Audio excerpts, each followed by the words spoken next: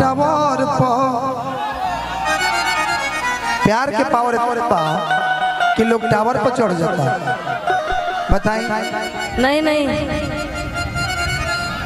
अच्छा सुनाए था। हाँ सुनाइए सुनाइए। ना पहले आप गा लीजिए कुछ सुन, आपका स्किल है।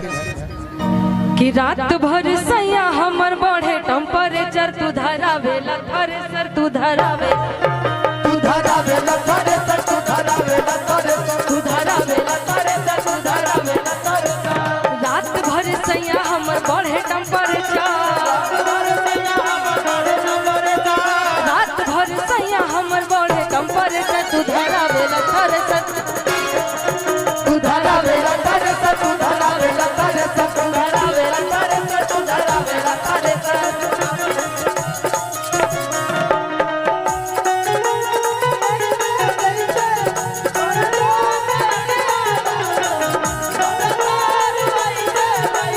अरे सबके सब बैठ गए, सब बैठ गए।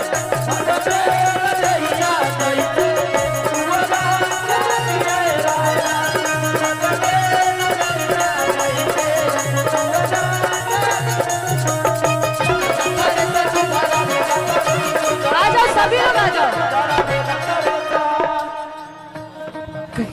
क्या आहो निशा जी।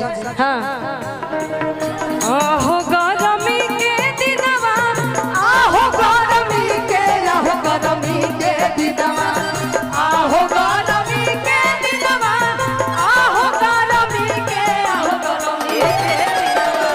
टपटा पाटुएला बसनवा आहो गरमी के दिनवा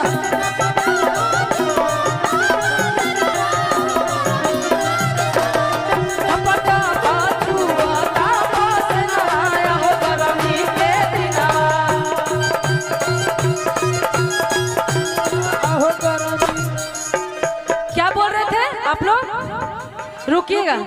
कि लुलिया मांगे ले लुलिया का मांगे ले स्केल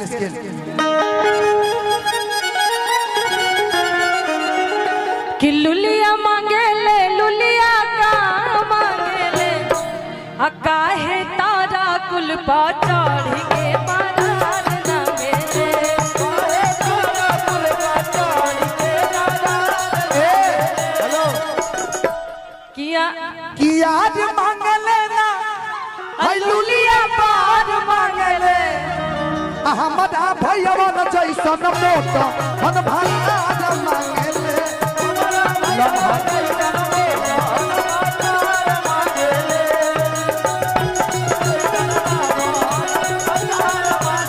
हेलो इनको लंबा मारना चाहिए, सच्चाई है। हम कहन कि साउथ अफ्रीका वाला लेके आई ना एगो साउथ अफ्रीका वाला जनता ने कितना खोले साहब 6 फीट 9 इंच। ये आदमी बोलने से पहले सोचता नहीं है, बोलने से पहले सोचते हैं कि कुछ ऐसा ना बोल जाए जो कल को फिर फोन करना पड़े। सुनिए ना, वीडियो डिलीट सुनिए ना। अच्छा मैंने 6 फीट 9 इंच मैंने हम तो गड़बड़ कह देंगे। सुनिए 6 फीट नहीं आ 9 इंच गोड़वा हो जाला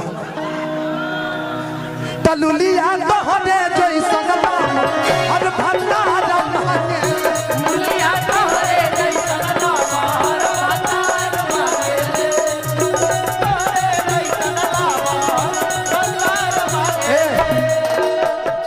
तनी हम जानना कहीं खुल गए बने। आजकल का जो मंच मैं देख रहा हूँ खुल गइल बड़ा, बह गइल बड़ा, तो बह गइल बड़ा। खुले के बातें नहीं के। आइए आइए इधर आइए, भागना नहीं है।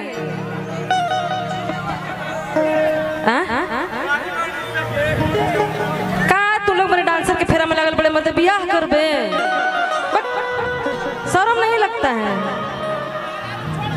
बियाह करे के बाद नहीं उनकर दुगो लड़का बड़े से सही। अरे छुअल चाहता लो बाछी ना छुआ पड़ी।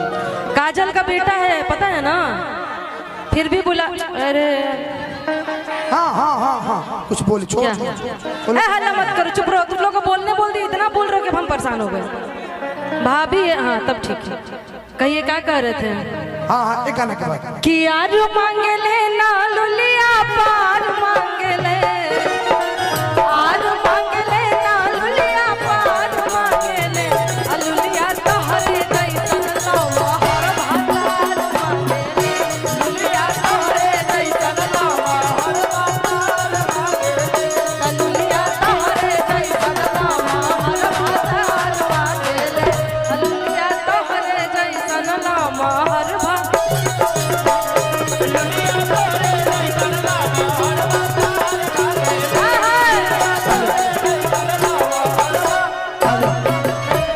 एक गाना मुझे गा लेने दीजिए रघु, और हमारे भाई हैं प्रकाश भैया हमारे बीच